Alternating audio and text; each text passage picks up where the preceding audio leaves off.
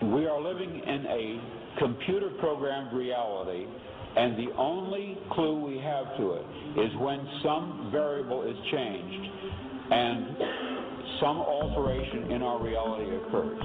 We would have the overwhelming impression that we were reliving the present, déjà vu, perhaps in precisely the same way, hearing the same words, saying the same words.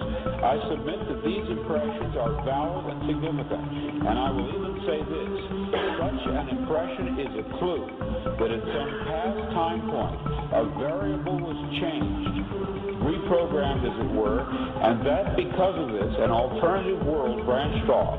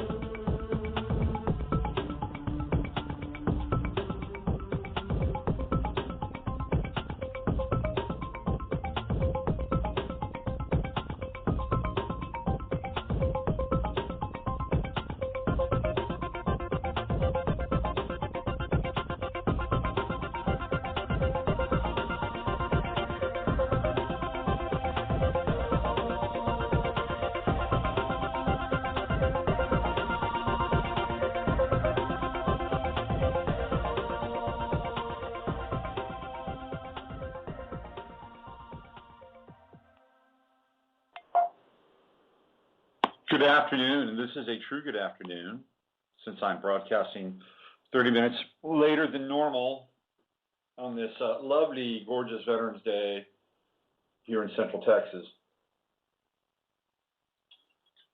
The chat room, however, is not functioning today. Don't know why. I have tried it in 2 separate browsers, which is a drag. But I'll keep trying as the show goes on. We're still, it says here, add a comment. Comments are publicly visible. Send crash report. Okay, we just keep getting crashed on this thing. Let me try to do it in the small chat window over here to see what happens. Maybe, there we go. You know, where there's a will, there is a way, people. That's the way it goes. There we go. We're on. Okay. Welcome to the show. How is everybody? How was your weekend? My weekend was pretty good, I have to say. It was the final weekend of the scheduled Little League games. And we go into our tournament next weekend. And life is kind of funny sometimes. You know, just these little strange attractions that just, you know, make me take my fingers and stroke my Van Dyke. Go, So we have 2 boys who decided that they couldn't play in the tournament for various reasons, mostly being that they have other engagements, busy, parents out of town, stuff like that. And one of the boys, his last name is Miller. M-I-L-L-E-R, Miller, and he throws right-handed and bats left-handed. It's an unusual combination for a kid or a Major League Baseball player. It doesn't happen that much. His last name is Miller, and he throws right-handed and he bats left-handed. He can't play with us. So we pick up 2 new kids from another team to play with us next weekend in our tournament. One of the kids, his last name is Miller, and he throws right-handed and he bats left-handed. Now, what are the odds on that? That's like really strange, I think. You know, first of all, maybe we get another Miller, which, again, not necessarily a very common name. So let's say we get another Miller, but he bats right and throws right. Okay, well, we have 2 Millers. Or let's say we get another kid who bats left and throws right, which is kind of uncommon, but his last name is Jaworski.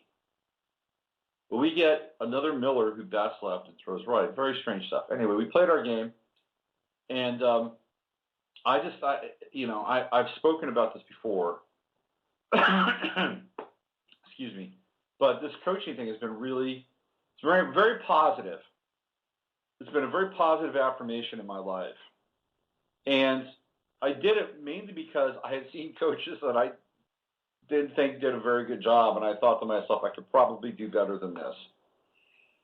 Or at least I thought I could at the time, and maybe I was deluding myself. But once I got into it, I found that I was actually quite good at it. And the reason I'm sharing this with you is that a lot of times we find ourselves, doing battle with the forces of darkness. And trust me, people, they are out there, and they have their crosshairs trained on the majority of us. And we're in a very tricky time, and I'm gonna talk about that. Even though we may not necessarily come to these conclusions, we're in a battle on a day-to-day basis. And I hate to use that kind of terminology, but we're in a battle on a day-to-day basis. And the battle is a war against our perception. It's a war on our attention. It's a war on our intention. And all of these forces are out there, not all of them, but there are some that are out there, and their goal is to distract you. Their goal is to, in many cases, corrupt you of your will to live, your will to create, your will to be happy, your will to experience joy, your will to experience love. And it's a really fine line. We had a Derek Grosskirth, Truth Seeker, on the show on Friday, and he was talking about how he kind of moved out of the breaking down of the conspiratorial manacles that seem to keep us enchained and in check, and is moving on to his own kind of version of energy enlightenment, wisdom, gnosis, whatever that is for him. And I think it's some sort of kind of modified version of ancient wisdom based on Manly P. Hall and the alchemical tradition. And so, hats off to Derek for that. But I think it's a good point. And what happens is that we get so caught up in these snares sometimes, these social snares, that we forget that we can actually live. We are living to survive. We're living to get to the other side. We're living to get to the breakthrough, right? We're living to get to the ascension. We're living to get to the tipping point. We're living to get to that place where we are now free of all the bullshit. And I think it's important to understand that you can live for right now. That doesn't mean that you take your eyes off the prize, so to speak, or the eyes off the de-skies, your eyes off the de-skies, but you can live for today in a way that is meaningful. And you can still be engaged in service, in some form of meaningful volunteerism, or whatever that thing is for your life. You can do that. You can find something in and around your community that can not only make a difference in other people's lives, but in your own life. Because that's what I've found. And that's how this experience has changed me. So I encourage you, especially because what happens with the sort of the world that we're in now, this internet world, this world of virtual community in the 11th house, is you could go into the chat room right now and you can connect with a really nice group of people, and they have great vibe and great information and great energy, and the reality is that they're all over the world, really, but they're all congregating in that virtual space for the next 60 minutes. What happens when they leave that virtual space? What happens when they check out of this sort of temporary autonomous zone.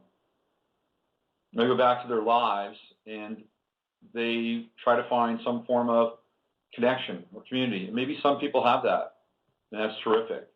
But if you don't, I highly suggest you find something nearby. And all the people that are, it doesn't necessarily have to be completely, esoteric or completely, spiritual or whatever you would, label in terms of kind of, how we are trying to create our lives. A Little League team isn't really anything esoteric at all. It's working, it's just working with kids and the application of discipline, focus, energy, and will, and compassion and patience and all those things. So it could be anything, and it doesn't necessarily have to fall under the rubric of being, in air quotes, spiritual. All right, so that's it. That's my 2 cents for getting involved. And because the getting involved part makes us realize that life is worth living here, right now. That it's not about the time when, the systems collapse or Russell Brand's revolution takes hold. And then we're all living in warm and fuzzy, green little communities, drinking yerba mate out of those funny little gourds, walking around and bowing to each other silently, right? No. It's right here, right now. Find something, connect in, and reaffirm your position with this place, this space, and the people here on this planet. We are breaking through the chrysalis now of Mercury retrograde. How does that feel? Holy shit. Has there ever been a more intense, weird, powerful, screwy Mercury retrograde in a while? I don't think so. Even so-called astrological skeptics were talking about it on Facebook. These are the consciousness people. These are the people who won't give Mercury retrograde or astrology any kind of thought because, it's a mind virus. It would corrupt their attempt to be free of any definition or program. And on one level, by the way, I can respect that. I can totally respect that. When I go into Mercury retrograde, I do my best not to have any preconceived notions about what it's going to be like for me. None. I do my best to dial down the anxiety, the fear, whatever that is. It's like, I'm just going to figure it out. It is what it is. If something happens, show me, and I'll do my best to dance with it. That's the best way to go into any kind of astrological transit in one's life. Just learn how to, just sit back, play center field, and, interact with the energy. It's the way it is. But this one was so intense that even some of these astrological, I wouldn't call them skeptics, but I would say they were astrological avoiders. Even they were commenting on how intense this was and how challenging it was. I can attest to that. I mean, I would say the first week when Mercury was in retrograde, everything was going haywire here on the show. It was crazy. Seem to be through that now for whatever reason. Maybe the NSA has, reset my settings or whatever, so I'm good to go now, and it's not getting as glitchy hacked as it was before. So if you guys reset my settings, NSA, thank you for that. I appreciate that. I remember the first time I used to look at my stats a lot on my blog. I was a stat whore because I would like, ooh, look what I got today. I got 500 views today. Ooh, And I continued to do that for a while. And then I had the ability to see where people were coming from. And I saw people coming from places like Maryland, Virginia, Maryland, Virginia. And then I see people come from, places where they have Army bases or Navy bases in Southern California, or parts in Texas where they have Army bases and Navy bases, and I'm like, or Army base. I'm like, wow, I'm getting a lot of attention here And I started to freak out, I was like, ooh, there's too much happening here for me. Way too much. It was almost paralyzing. Almost paralyzing. Not quite, but almost paralyzing. And I killed that feature. I killed that feature of seeing where people are coming from because I really don't want to know. I don't want to know. I know I might be in denial, but I know it's there, but I just don't want to know. Why should I know? What's it going to do? It's just going to recreate this sense of, anxiety or dread that I'm being visited by people that have important titles and have access to powerful technology, especially now in the midst of the NDAA and all that stuff. It doesn't really bother me. So I just rather, be like the fool, the major arcana. There was a song that Hall & Oates did a few years ago, actually quite a few years ago, called No Pain, No Gain. And there's a line in there because don't try to rise above it, it's better below. And I think in that instance, they might be right. Let's see what else is happening. Today is Veterans Day. It's always conflicted on Veterans Day, isn't it? Always conflicted. Thanking the troops. Thanking people who serve.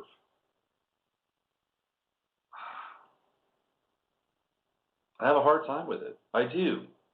I mean, if you understand the nature of war, especially in the 20th century, it's been nothing more than a land grab. That's all it's been. Wars in the 20th century, and even before the 20th century, are run by bankers. They're proxy skirmishes for bankers. And the people who wind up serving in the war, God bless them, they're basically, it's a very sensitive topic because I know a lot of people listen to the show. I bet people have served, and they adore their fathers, they adore their uncles, and, it's like, it's sacred ground.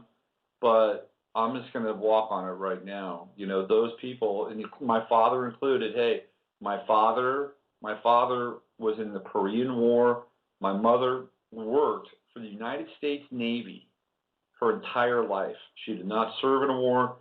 She was a civilian that worked in the utilities division of the United States Navy. So I grew up, I grew up with military dollars in my life that paid for my house. It's like, I'm not cracking on the people who served. I'm cracking on the fact that we have become inured to the fact that these wars for a very long time have been about hegemony, the control of resources, and in many cases, even the eradication of certain specific classes of people and generations of people. The Vietnam War was terrible. And one of the things that the Vietnam War did is it absolutely cratered the black male population in this country. It was one of the most devastating things that happened to the black male. It was the Vietnam War. Because many of the young men in the United States at that time who were African American, they were not going to college. They could not get the college deferment.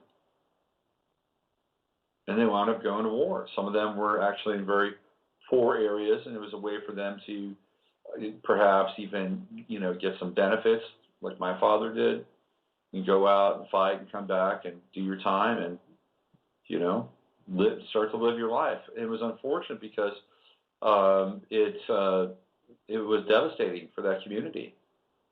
And there was a great loss of life in the black community when it came to the male soldier. And unfortunately also, there were soldiers that came back that were quite hardened and had got a pretty swift indoctrination into illegal drug trade and drug trafficking, which was quite prevalent during the Vietnam War. because the United States took over the opium trade for the French. Everybody knows that. It's not a hidden fact. And so now you had people who had connections set up in Vietnam to bring heroin back into the States. And where did that heroin go? It went into the inner cities. Who did it affect? It affected, again, the black population. It affected other people too, but that's where it went. People became junkies. People shot smack. Now there's all kinds of things people could make money on with drugs. But back then, that's where the greatest overhead was.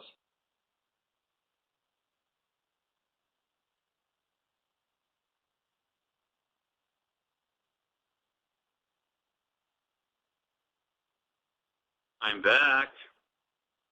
Can you hear me now? You can keep me down, but you can't keep me out. That is what I say. Sorry about that. It seems as though something happened here with the computer, and I was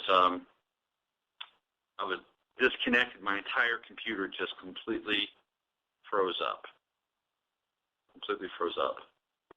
So I'm trying to reestablish connection now with the computer, and we'll see how that goes. The computer's not really responding as a result. Let's try this again. But I'm back on the show, and I've completely lost my stream of consciousness here, which is a bit of a challenge. And now my computer won't start. Lovely. I guess we're not out of Mercury retrograde yet, are we? Here we go. Aha. That is the sound of a Macintosh computer starting up. This is fun, don't you think? It's kind of a game. It's a new game. It's like, let's try to stay on Blog Talk Radio. What a joke. A total joke. Got to change this, folks. At least I do. Okay, give me just a minute or two while we get all the systems set back up again, and I will do my best to get back in, get the chat room rolling, and see if we can have some semblance of a radio show here over the course of the next 20 minutes. This is not happening and not good. I thought I'd solved this. I thought I'd solved the Skype issue, and clearly that is not the case. And I will tell you that my computer completely, and I mean completely, froze up. It completely froze up. I could not access any controls. I had to restart my computer.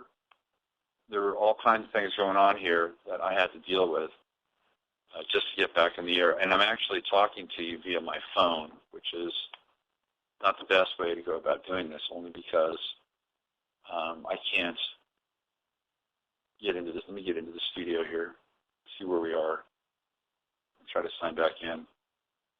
Yep, I'm on the air, and let's see where the chat is going. And there's a little small chat room. Should fire up, right? And is anybody there? Yep, there's a bunch of people there. All right, I'm back. I am back. Here we go. Sorry about that. I apologize. I totally apologize. It has been tricky. Very, very tricky. Okay. We're plugged in. We have 22 minutes left. And let me do this. Let me play some music so I can kind of regroup here and do the rest of the show and give you guys some quality content. So let me play a little bit of music, and then when I come back, we'll talk about a few other things in the remaining 20 minutes left. So let's do this. Let's have a little bit of people are listening out there to this program. And they have a way to tweak it a little bit and freeze things up. Well, it plays in a little spiritual. How about some Tibetan bells? Here we go.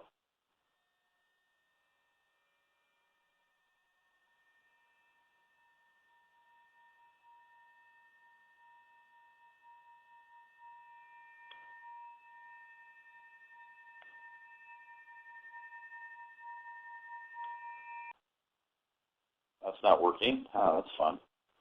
Let's try. We want to hear it instead. How about this is City by Pete Seven. Let's try this.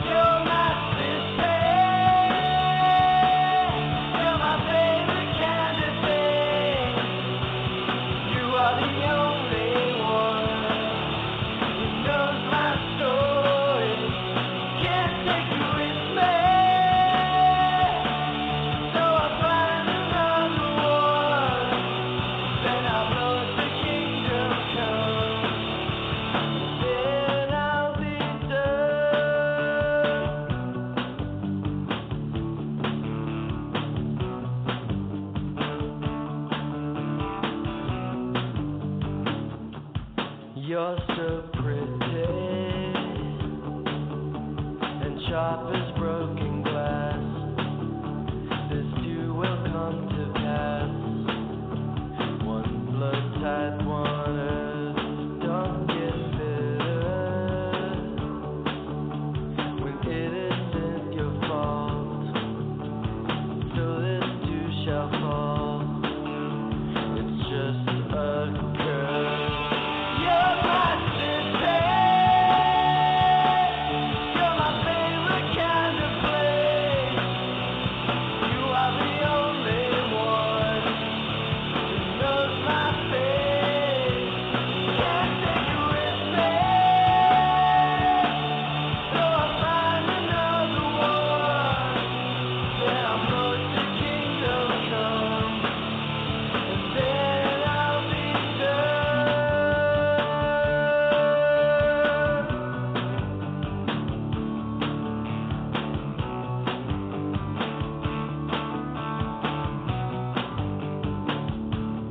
You're so pretty. You're my favorite kind of thing. You're my favorite kind of thing. You're my favorite kind of thing. You're my favorite kind of thing. Yeah! You're my favorite kind of thing. You are the only one who knows my soul. I hope you miss me when I find another one. Then I'll go to kingdom come, and then I'll be done. And then I'll be done. And then I'll be done. And then I'll be done.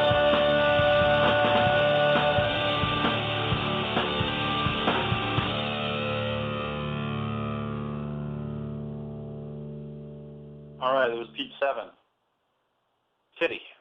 He listens to this show. It was up in Portland, Oregon. Okay, we only have a few minutes left. Let's try to make it meaningful. I found an article today that you guys might be interested in, especially since many of you have children.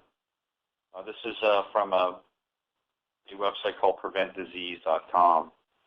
And this is the title of the piece is Scientists Say New Genetically Modified Wheat Silences DNA Sequences in the Body, Can Cause Fatalities in Children. Australian researchers have revealed serious issues over a new kind of genetically engineered wheat that can induce major health threats for people that consume it. University of Canterbury professor Jack Heinemann announced the outcomes of his genetic study into the wheat, a kind of in-kind engineered by Australia's Commonwealth Scientific and Industrial Research Organization, CSIRO, at a conference last month. Recently, additional claims came from researchers in Australia to have developed a form of salt-tolerant wheat that would allow farmers to grow crops in soil with high salinity. Heinemann discovered that the molecules developed in this wheat intended to silence wheat genes and can match human genes. With consumption, these molecules can enter the human body and potentially silence our genes. He explained the findings are absolutely assured. There is no doubt that these matches exist. Flinders University professor Judy Carmen and Safe Food Foundation, SFF director Scott Kinnear accepted Heinemann's analysis. Last year, scientists from Rothamsted Research, based in Hertfordshire, used biotechnological tools to genetically engineer a wheat plant that produced high levels of an aphid-repelling odor. That strain of wheat could not require treatment with insecticide because it would repel colonization by the aphid pests and also attract natural predators. Critics charge that there are natural symbioses that take place between aphids and crops, which are essential to their survival. And the initiative to repel colonization is another direct attack on much larger ecosystems. These scientists are very short-sighted, and they aren't looking at the whole picture and consequences of introducing GM wheat. There are many bacterial symbiosis that take place between aphids and other microorganisms that will affect their entire ecosystem should an intolerant species be introduced into the food chain, said microbiologist Joseph Sargres. If this silences the same gene in us that it silences in the wheat, well, children who are born with this enzyme not working tend to die by about the age of 5, stated Professor Carmen. Based on the research, long-term testing must be performed before the wheat is offered to grocery retailers.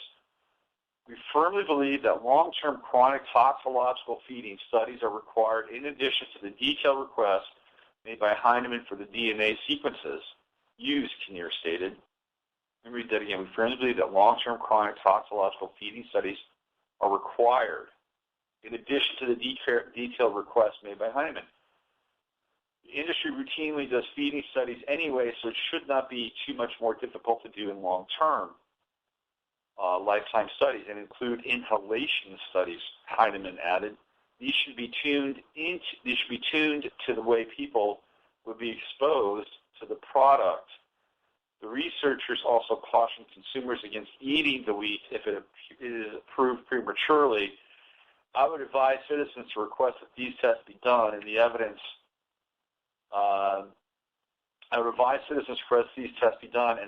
Meet with their standards of scientific rigor if, in the end, it is approved for use, said Heinemann. If the concerns surrounding CSIRO's GM wheat are not resolved, the issue could end up in court. According to Kinnear, if CSIRO was to consider moving towards human feeding trials without conducting these studies, we would be looking at what legal avenues are available to stop them. Approximately 700 million tons of wheat are now cultivated worldwide, making it the second most produced grain after maize. Maize, corn, obviously genetically modified as well. It is grown on more land than any other commercial crop and is considered a staple food for humans. In July 2009, Monsanto announced new research into GM wheat, and industry groups kicked their promotion of GM wheat into high gear.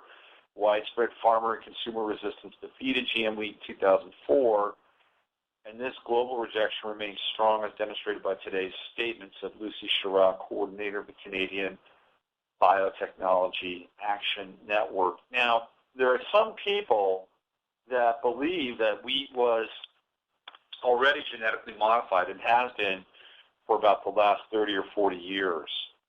So even the wheat that we're getting now, which is theoretically organic, has been genetically modified, and this is just an organic version of it. I gave up wheat a long time ago, and I highly recommend most people do. I had it the other night, and had it last night, as a matter of fact. I was at a restaurant where we were having a party for the kids, and it was pizza. So, I had 3 slices of pizza, which I normally don't do, just to kind of, vibe with the rest of the people at the table and not be a pain in the ass. And not long after that, within really about a half an hour to an hour, I started to have lower back pain. I could feel my colon start to get a little funky. And this is all on the back end of the week. So I highly recommend that people really decide to, I think people need to really check out dropping wheat from their diet. I think it's a big deal, actually. And especially if they're starting to push even more mutated versions of genetically modified wheat. Speaking of mutated, there's a great video on YouTube that has Daniel Pinchbeck and Alejandro Jodorowsky. And Jodorowsky is the director of Santa Sangre, the Holy Mountain. And it's one of the great films of all time. And Jodorowsky is, I think he's in his late 70s or early 80s now.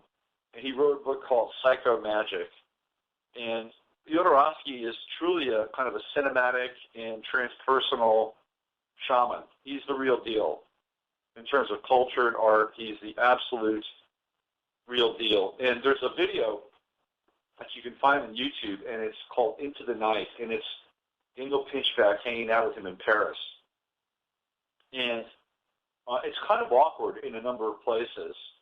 And Pinchbeck comes at him with his, I had a talk with the Syrians, and I'm not talking Syrians from Syria, but from Sirius. I had a talk with the Syrians the other day while I was on ayahuasca, and they told me that they gave up all their technology. And Jodorowsky looks at him like, what the hell is he talking about? And so there's a point where Pinchbeck says to Jodorowsky that we need to have a revolution. And Jodorowsky says no revolution. And then Pinchbeck, who'd been deferent to Jodorowsky the entire interview, pushes back on it and says, yes, we do need a revolution. And Jodorowsky says, no, we need to mutate. We don't need to have a revolution. We need to mutate. It's a really interesting video. And Jodorowsky does a tarot reading for Daniel Pinchbeck and gets into Pinchbeck's psyche.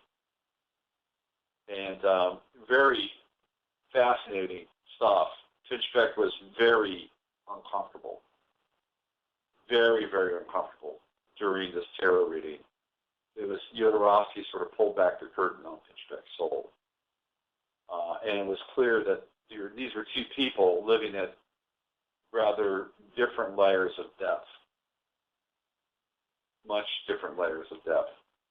And Jodorowsky has an interesting story. He talks about how he decided that he wanted to become, quote-unquote, enlightened.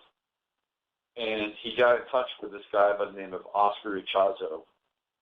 And Oscar Ichazo, he had a group called Arica, A-R-I-C-A, Arica. Some of you may know who Oscar Ichazo is. I had a brief connection with people in the Arica community back in the 80s. I actually dated a woman who was deeply involved in Arica. And Ichazo is a Gurdjieffian-like character here in the history of this country, fascinating guy from South America. So Jodorowsky says to Ichazo, hey, I want to be enlightened. And Ichazo says it will cost you $70,000. So Jodorowsky says, okay, I'll do that. So he went to Mexico. Ichazo went to Mexico to meet Jodorowsky. And he wound up giving Jodorowsky a hit of LSD. And he sat him in front of a Coca-Cola sign, a neon Coca-Cola sign. And that was his moment of enlightenment. Anyway, he talks about that story in the video. It's actually a pretty interesting story. I highly, highly, highly recommend it. My video, speaking of video, will air next week on Volume TV. It has to do with the Kennedy assassination. You can check that out. And I will also be, looks like Tessa Dick has just chimed in in the chat room. I'll be on her show shortly after this one. So go find Tessa Dick and just do a search in Blog Talk, and I'll be on her show. And I think Freedomizer Radio. Anyway, I'll be talking about JFK, and it has to do with my video, 3 p.m. PST, Pacific Standard Time. Ancient of Days. That's the name of the show. Ancient of Days. Famous Painting by Willie Blake. Also on Freedomizer Radio. See, I got that right. One of my favorite illustrations by Willie Blake, Ancient of Days. And I'll be on there at 3 p.m. Pacific Standard Time. If you haven't heard enough of me today, you can hear more of me there. Plenty of me to go around today.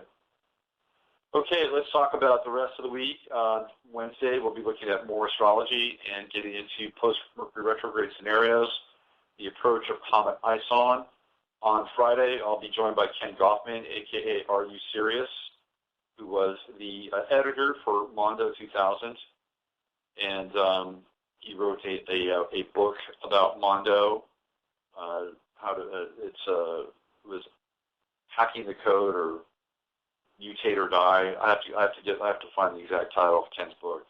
But I'll have Ken on. We'll be talking about Mondo, and then I think we're going to get Robert Bonamo on for about a half an hour, and we're going to talk about his latest piece, which is From the Summer of Love to Arab Spring, and we're going to get into that. We'll have Robert on for maybe about a half an hour if he's willing to do that, and I might have another guest as well. So we're looking at a pretty good Friday coming up here for the upcoming week.